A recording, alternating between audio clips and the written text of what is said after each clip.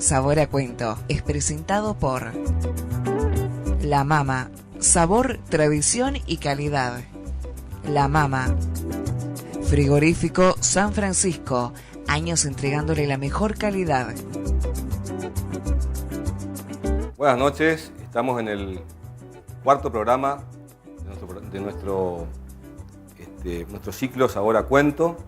Hoy vamos a tratar de hablar fundamentalmente de un poco de las escuelas, de la educación de Puerto Rico, y para ello tenemos una invitada de lujo que enseguida se le voy a presentar.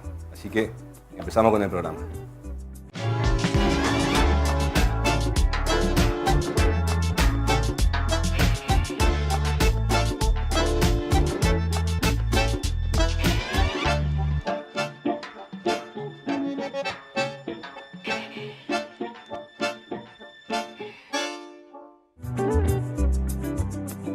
Acá tenemos a nuestra invitada de lujo, Leonor Cum.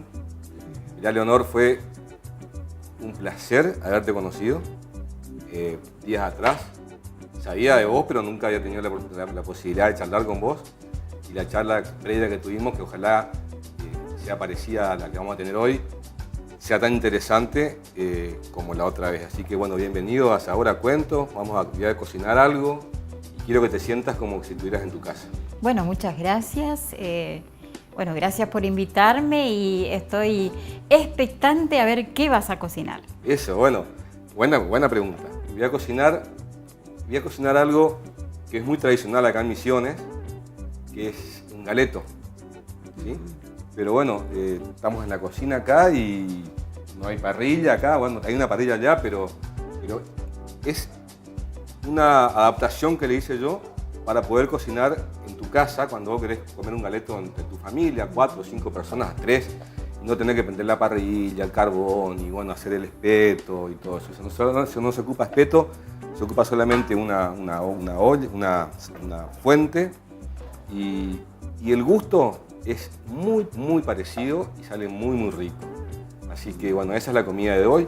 Acá están los ingredientes que vamos a ocupar: el pollo, panceta, tomate, limón.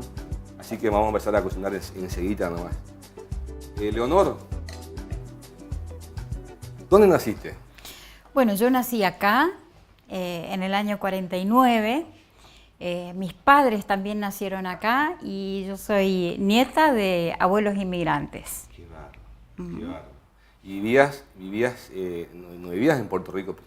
Bueno, yo nací en Puerto Rico y mis padres tuvieron una historia muy particular con muchísimas mudanzas de aquí para allá, pero mi infancia la transcurrí en San Alberto, exactamente, para ser precisos, ahí donde está la almidonera de la Court. Ajá. Ahí donde se entra al complejo del Brasilero. Ajá. Ahí nomás. Bueno, ese es el lugar de donde más recuerdos, digamos, vivos tengo de mi etapa de niña. Y después, bueno, el destino quiso que volvamos a Puerto Rico, donde, bueno, ya fui a la escuela secundaria y en fin, todo lo que vino después. ¿Y la escuela primaria la hiciste acá en Puerto Rico? Sí, ¿no? La escuela primaria la hice en Puerto Rico. Veníamos desde ahí, desde San Alberto hasta el colegio San Alberto Magno. Y el primer año de mi escolaridad, en realidad, como era muy lejos, mis padres me dejaron en la casa de uno de mis abuelos. Donde ¿Muy lejos? ¿Cuánto? Muy bueno, hoy digamos que es muy lejos. En esa época era 5 o 6 kilómetros y que en algunos trayectos monte de ambos lados. Entonces por ahí, para una nena de 5 años, que no era muy recomendable, ¿no? Claro. Así que por eso, bueno, me dejaban los lunes en la casa de mis abuelos y bueno, ¿Tus abuelos vivían acá en Puerto Rico? Vivían un poco más cerca, sí. Un poco más cerca. Uh-huh. Qué lindo. Y vamos a tratar de empezar la charla tratando de hacer un inicio, porque la idea es que vos me cuentes un poco respecto al tema de las escuelas, los colegios. Entonces, de los inicios de las escuelas en Puerto Rico, me gustaría que cuentes a la gente, muchos ya saben, pero muchos no saben. Porque uno cree que todo el mundo sabe, pero yo no sabía, por ejemplo. Claro. Cuando vos me contaste el otro día en tu casa, Claro. yo no lo sabía. Bueno, ¿Dónde tuvo la primera escuela? Bueno, el inicio obviamente no lo viví yo, pero bueno, dadas mis actividades y que me gusta la historia y que escribo y que trabajo en una revista, entonces voy recolectando, investigando y aparte hay muchas historias que se van transmitiendo oralmente de padres a hijos, ¿no es cierto? Y el caso de mis padres, que los dos nacieron acá en Puerto Rico y fueron a las primeras escuelas primarias que hubo acá. Bueno, la primera de todas, si vamos a ir en orden cronológico, fue una escuela alemana que había en la Capilla San Miguel, que funcionaba en la Capilla San Miguel.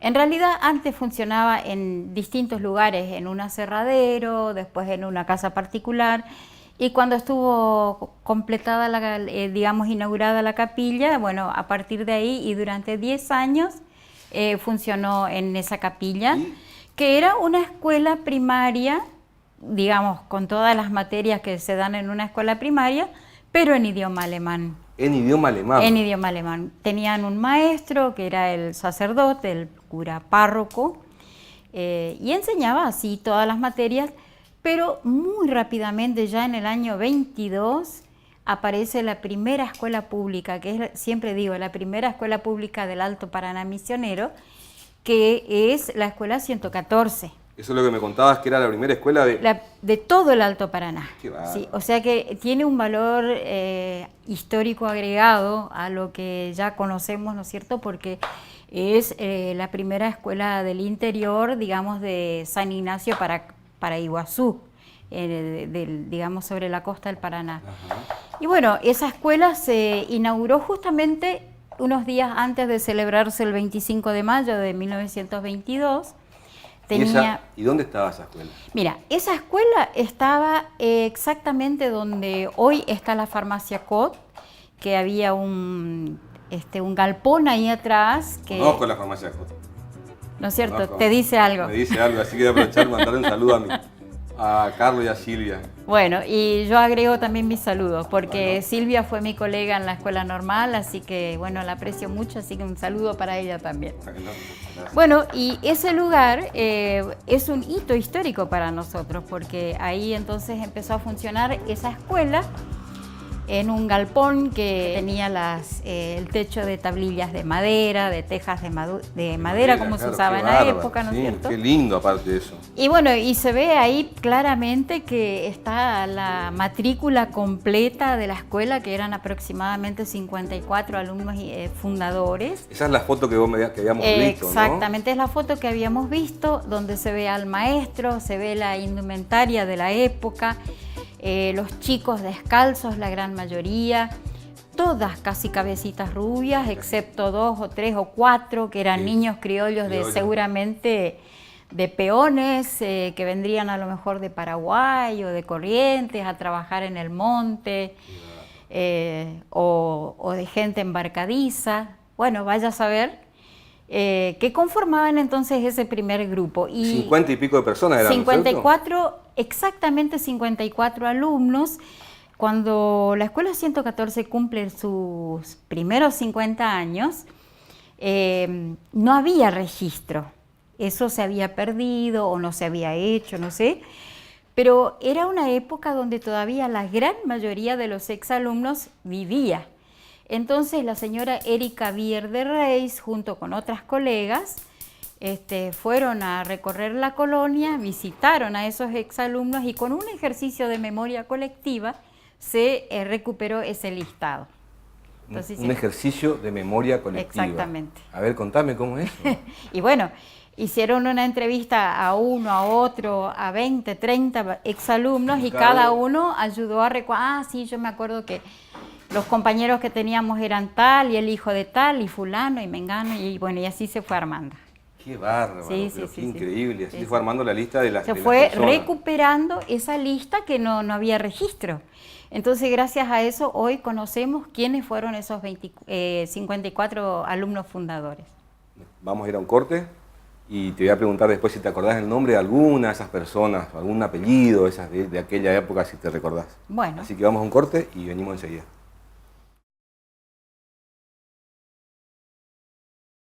Minimercado Leal, un paseo de compras donde la economía rinde más. Carnes de primera, frutería y verdulería, limpieza y cosmética, vinos de primera marca, pescados y mucho más para que realmente rinda su dinero. En sus dos direcciones, Avenida 9 de Julio frente a la Plaza del Niño y en Avenida San Martín, casi Liniers. Minimercado Leal.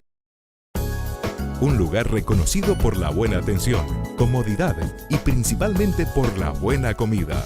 Churrasquería Matías, ambiente climatizado, eventos especiales.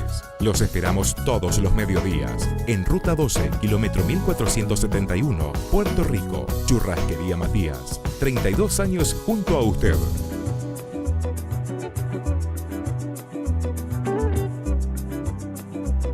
Bueno, acá estamos de vuelta. Vamos a hacer una pequeñita interrupción a Leonor, que está tan interesante esta charla, Leonor, porque quiero... Hay que cocinar. Hay que cocinar un poquito. Ya te prendí el horno. Hoy no ocupo hornallas, nada. Y voy a hacer un par de presas sin piel y otro par de presas con piel. Ya le puse un poco de sal. La voy a poner toda acá, en esta, para poder mezclarle. Vamos a ponerle ajo, que a todo el mundo le gusta el ajo. ¿Sí?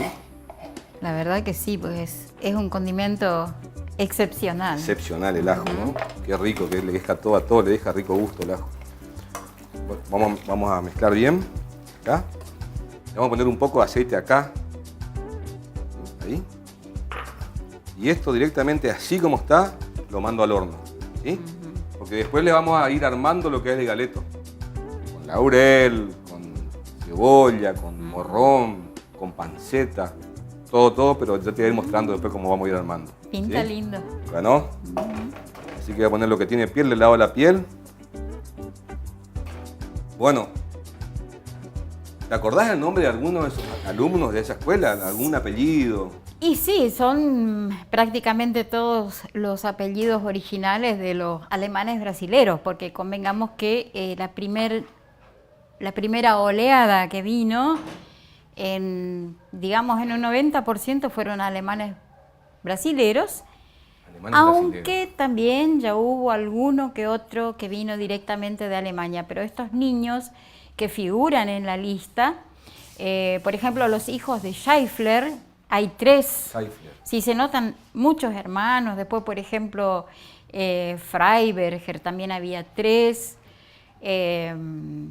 Bier había unos cuantos,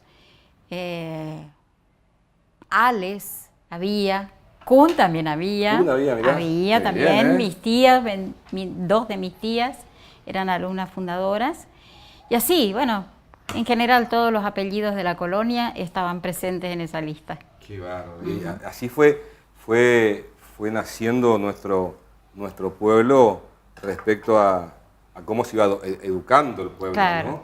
Vos me habías contado la otra vez que en esa época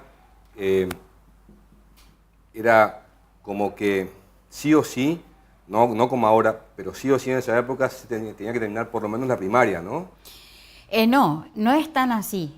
Lo que había en ese momento era que regía la ley 1420, que obligaba a los padres a mandar a los niños hasta los 14 años de edad. Era la escolaridad obligatoria, iba hasta los 14. Ahora, muchísimos años después, eso se extendió, porque después se extendió hasta los 16 y más, porque hoy en día, teóricamente, todos tienen que hacer la secundaria. Pero en esa época, hasta los 14 años. Y entonces ahí tuvimos muchísimos casos también de niños que tuvieron grandes dificultades en el progreso escolar, creo que más que nada atribuido a la barrera idiomática, porque tontos no eran, pero sí les costaba progresar. Aparte, fíjate vos que venían algunos a los 12, 13 y tenían que hacer primer grado, porque tenían que empezar a aprender el idioma. Claro. Entonces, cuando cumplían 14, ya para los padres basta a la chacra, porque hacía falta mano de obra, mucha. ¿Y me puedes contar esa anécdota de un primo tuyo? No, es un tío mío, un tío. Sí, que la madre, un día él cumplía años el 11 de noviembre. 11. Faltando prácticamente 20 días para terminar las clases. Y ahí el día siguiente, el día 12, la madre lo despierta como todos los días para ir a la escuela y él dice, hoy no voy. ¿Por qué? Le dice la mamá. Porque tengo 14. Ah, bueno, entonces vestite y andate con tu padre a la chacra, dijo la mamá. Claro, y él estaba en tercer grado. En tercer grado. Estaba en tercer grado, sí. Y él personalmente, él nos contó varias veces, nos contó esa anécdota. Se mataba de risa, obviamente. Eso también da como para charlar del tema de la educación un poquito. En esa época, como habíamos hablado en tu casa, no estaba tan mal visto que una persona haga nomás la primaria, ¿no es cierto? No, pero también es justo decir de que a pesar de que ellos fueron pocos años a la escuela, porque la escuela 114, por muchos años tenía solo hasta cuarto grado, porque cuando fue creada, bueno, después poco a poco, a medida que iba creciendo la matrícula, las autoridades de la educación permitieron agregar más grados, más aulas, ¿no? Pero los chicos iban hasta cuarto grado, pero como iban también en el otro turno a la otra escuela, la escuela alemana, que les reforzaba los conocimientos, porque ahí aprendían las mismas materias, matemática, historia, geografía, pero en idioma alemán. ¿Había alumnos que iban a la mañana a la escuela en castellano y a la tarde a la escuela en alemán? No sé si era justo a la mañana, pero en todos casos, los dos turnos, absolutamente todos iban doble turno a la escuela. Incluso algunos venían de muy lejos, traían alguna viandita y comían al mediodía porque no podían volver a su casa. Lo que es la influencia, claro, alemana, polaca, ¿no es cierto? Porque se hablaban dos idiomas. Claro, creo que les abrió muchas puertas y esa primera generación de chicos que que tuvieron la posibilidad de ir a la escuela enseguida, a la escuela pública, creo que tuvieron más chance de insertarse después con menos problemas también en la nueva patria, justamente por eso, porque lo principal es el idioma para comunicarse. Pero muchos chicos tenían que aprender a hablar el castellano en vez del alemán. Chicos y grandes, incluso hay la mayoría de los padres y de los abuelos que vinieron, tampoco habían aprendido el portugués en el Brasil. Es decir, ellos venían con el alemán por generaciones y bueno, acá se rompe con la tradición cuando estos chicos tienen esa posibilidad y la obligatoriedad aparte, porque convengamos que el Estado también puso su parte, ¿no? Y eso fue muy bueno porque los chicos eran transmisores y podían enseñarle a sus papás. Sus papás a hablar castellano. El castellano, y muchas veces hacían de intérprete. Mira, yo conocí una cantidad de personas grandes, abuelas, que nunca aprendieron el castellano, porque fueron personas que ya vinieron a los 16, 17 años o de adultos, y ya no fueron a la escuela, entonces se perdieron esa oportunidad de aprender. Qué increíble. Y me contabas también de la historia de ese, creo que fue un padre o un profesor, un cura, o un profesor, que a los alumnos, para que entiendan el himno nacional, ¿qué había hecho? Bueno, era un profesor de alemán, un maestro de alemán que tradujo el himno al castellano, porque ellos lo memorizaban. ¿Tradujo al alemán? Claro, lo tradujo al alemán, es decir, ellos memorizaban el himno y cantaban, pero no tenían la menor idea de qué es lo que estaban diciendo. Qué increíble. Entonces el maestro tuvo el ingenio suficiente de traducirles el himno al alemán y ahí sí entendían qué es lo que estaban cantando. Pero qué raro, Sí, porque antes convengamos que este es uno de los grandes valores que a lo mejor es un poco lamentable que se hayan perdido. Había mucho respeto por los símbolos nacionales y los maestros aunque eran maestros de alemán, ellos eran conscientes de que tenían que inculcarle a sus alumnos el respeto por los símbolos de la patria que los había acogido.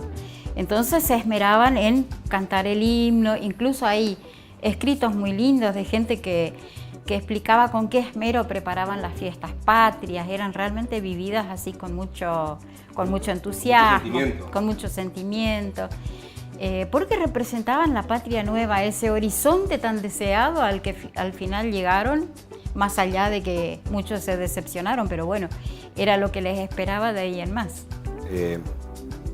Leonor, vamos a un cortecito y seguimos. Dale. ¿Sí?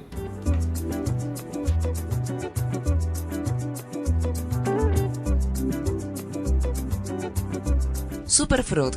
Cuando elegís los productos de nuestra verdulería, estás eligiendo llevar a tu familia calidad y frescura garantizada. Superfruit, Avenida San Martín, 2041.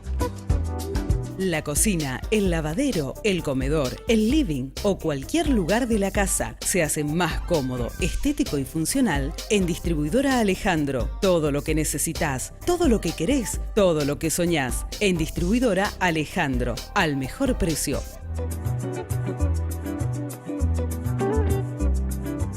Bueno, empezamos el tercer bloque con el permiso de Rocío, tu permiso Rocío. Sos la directora y la que manda acá. Te voy a pedir permiso para mandar un par de saludos, porque hubieron gente que miraron y bueno, dijeron un par de saludos y también otra observación. Los saludos son para el Chino y para Mariana del supermercado Don Alberto, para Américo y la señora, que ella hace unos matambres geniales y él unos chorizos que son con lo que más me gustan a mí. Y un amigo que cuando hice otro día los huevos fritos coronados, Jorge se llama mi amigo, dijo que la autoría no es solo mía, sino que es de él también, así que hay que reconocer, de él también. Así que un saludo para él. Vamos a seguir la charla. Voy a armar un pequeño chimichurri, si se llama así, o condimento. Tenemos que averiguar cuál es la palabra, qué significa la palabra chimichurri, y me supongo que es en guaraní, ¿no? Si la palabra de chimichurri, ¿no? No. A mí me parece que es una palabra española. ¿Española? Sí. Bueno, voy a hacer eso. Un pequeño chimichurri, así como para ponerle medio al final, que es con ajo, ¿sí? Un poquito de ajo. Limón. No, esto es naranja. Naranja.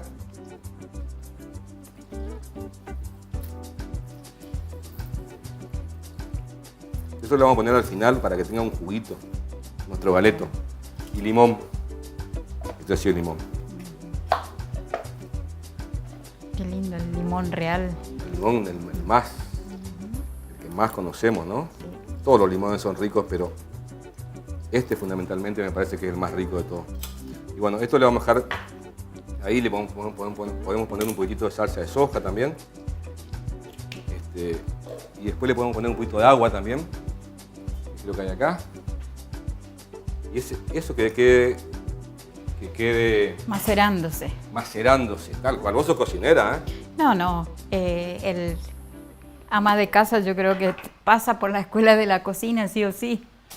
Bueno, vamos a ponerle morrón, rojo, amarillo. Vamos a ponerle unos tomates. Vamos a ponerle unas cebollas y la panceta que está acá.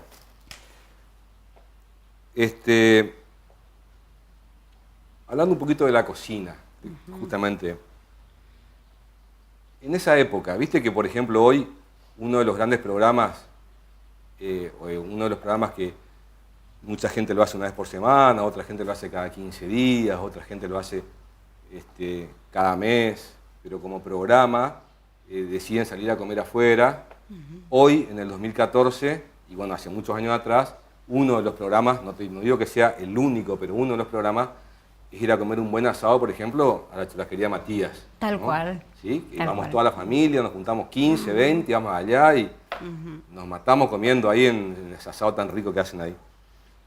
Y en esa época, cuando vos tenías 20, 25, 23 años, no sé, Bueno, vamos a hablar entonces de la década del 50, Eso. que es la época que yo recuerdo de mi infancia, ¿no? Eso no existía. Eso que hacemos hoy directamente no existía, para ¿Por qué nada. no existía? Y bueno, porque no había locales de ese tipo, había algunas pensiones, estaban, por ejemplo, los almacenes de ramos generales, donde la gente iba a comprar y que tenía que estar delante de un mostrador como este, haciendo cola, esperando su turno para ser atendido. Y mientras tanto, alguna gente, algunos hombres sobre todo, decía, bueno, podríamos picar algo, comer algo y tomar una cerveza, un vino, no sé, lo que tomarían. Pero sí recuerdo la comida. Bueno, entonces iban los dependientes, buscaban una galleta, porque todos los negocios de ramos generales tenían cajones con tapa donde había galleta, claro. Partían una galleta, un pedazo de mortadela y con eso hacían un sándwich y la gente comía. Eso era comer una vez algo distinto que no tenías todos los días en tu casa. Pero había grandes ocasiones especiales como por ejemplo los casamientos, las kermeses en las fiestas patrias. Hoy hablábamos de las escuelas. Cada escuela tenía su fiesta patria, que era su fiesta anual. Yo recuerdo, por ejemplo, la de Embopicuá, celebraba siempre el 20 de junio, el Día de la Bandera. Entonces se hacían kermeses y en el bosquecito parroquial, que es el lugar donde hoy está el complejo del ISAM, había un bosque de eucaliptos. Y ahí el complejo del ISAM, donde está exactamente, la cancha. Ahí había un bosque de eucaliptos donde siempre se hacían las kermeses parroquiales. Eran súper concurridas. Y ahí sí, ahí la gente comía asado, que no comía en su casa, y comía, qué sé yo, las amas de casa llevaban ensaladas, esa clásica ensalada de papas que justamente trajeron los inmigrantes alemanes brasileños. Ensalada de papa alemana, esa es riquísima. Sí. Y nosotros los niños disfrutábamos entonces de tomar una gaseosa que le decíamos bolita, porque estaba tapada con una bolita de vidrio y un alambre que se destapaba así. ¿Gaseosa era? Era una gaseosa, sí. Mirá. Pero imagínate, eso conservado, no había heladera, bueno, se conservaba en cajones así con capas de hielo en barra, ajá, hielos grandes. Había fábricas de hielo, ¿no es cierto? Entonces ponían una capa de hielo, una capa de botellas y así enfriaban las botellas, ¿no?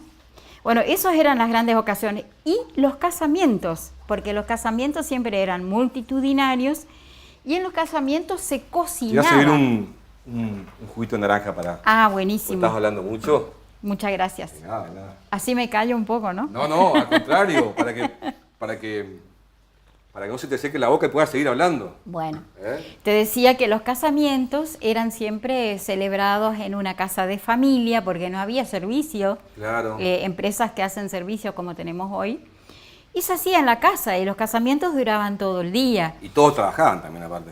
Se organizaban equipos de cocina y después de la boda que se hacía en la iglesia, siempre a las 8 de la mañana, todos los invitados a la casa desayunaban, después almorzaban, después merendaban. Me parece a mí, yo no viví esa época, ¿me parece a mí o la gente era más unida en esa época? No sé, es relativo, eran costumbres y yo creo que los alemanes brasileños y los alemanes en general son una sociedad muy conservadora. No quiere decir necesariamente que eran más unidos, sí tenían que ser más unidos porque si no, ¿cómo hubieran sobrevivido? ¿Y cómo hubieran progresado si no hubiera sido con la ayuda de los vecinos? Era imposible hacer las cosas en soledad, así que tenían que ser unidos a la fuerza, pero no como un mérito, digamos, sino por una necesidad, por una costumbre.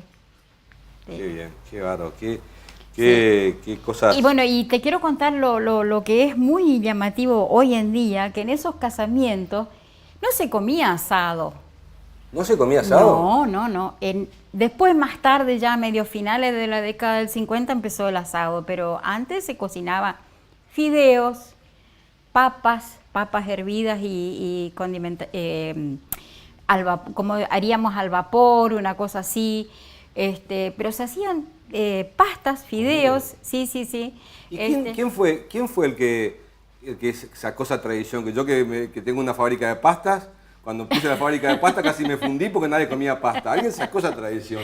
Y bueno, lo que pasa es que la gente hacía las pastas en la casa y probablemente los que tengan esa tradición la amasen, ¿no es cierto? O sea, esos fideos cortaditos a cuchillo. Sí, sí. Y ¿sabes lo que me costó a mí para...? Me imagino, sí. Porque la gente comía, el domingo comía, en Asado. Buenos Aires comen pasta los domingos Sí, o los sí. jueves. Sí, Y acá lo asado. Claro. Así claro. que en esa época, mirá qué bueno. Sí, en esa época se cocinaba y se hacía, pero una infinidad de masas dulces. Muchas ensaladas también, ¿no? Sí, pero no muy variadas, ¿eh? Mucho por la cantidad, pero no muy variado. La comida en realidad no era muy variada. Pero sí se cocinaba y se cocinaba pollo, chancho, carne de chancho. Que se conservaba en latas con grasa, se freía bien y se conservaba, se tapaba con grasa porque no había heladera. Y bueno, eso se sacaba para los casamientos. Bueno, vamos a ir terminando este tercer y último bloque de este cuarto programa. Realmente todavía nos queda, para mí, nos queda bastante más por hablar. Así que vamos a continuar. Este programa de Leonor Kuhn va a ser en dos veces.